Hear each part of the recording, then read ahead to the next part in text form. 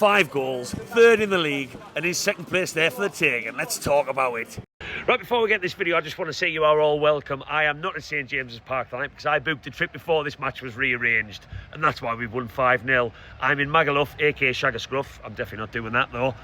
And wow, what a performance. I'm not bothered as long as Newcastle United continue this Champions League push. And look, for me, this was the big game. This was the game in hand that simply performance didn't matter. But my God, this team continues to surprise me. Look, first half started really strong, out the traps, which surprised me a little bit. The first 15 minutes against the Crystal Palace team, like they are, doing pretty well, I was worried about.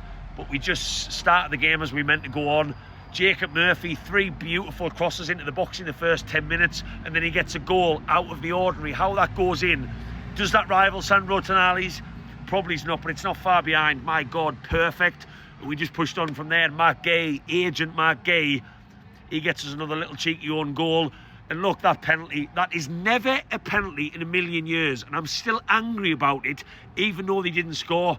Justice was done. Nick Pope gets a touch on the ball, but not only that, he doesn't go through the player in the air. They just collide. That happens on any jump up for the ball on a header because it's a goalkeeper. How many times did the referee look at it? Ridiculous. He misses. Awful penalty. We go up the other end. We punish him. Harvey Barnes. Isaac is probably getting rivaled for finishing by Harvey Barnes. That was his weaker foot. Bang. Job done. Fabian Schär. Lovely little header.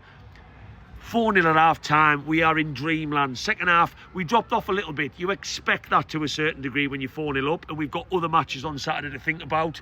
And then we get a 5th. Isaac, he just didn't want to miss out. I was getting worried about him missing a couple of chances. Not worried, but, you know, you want him to keep scoring.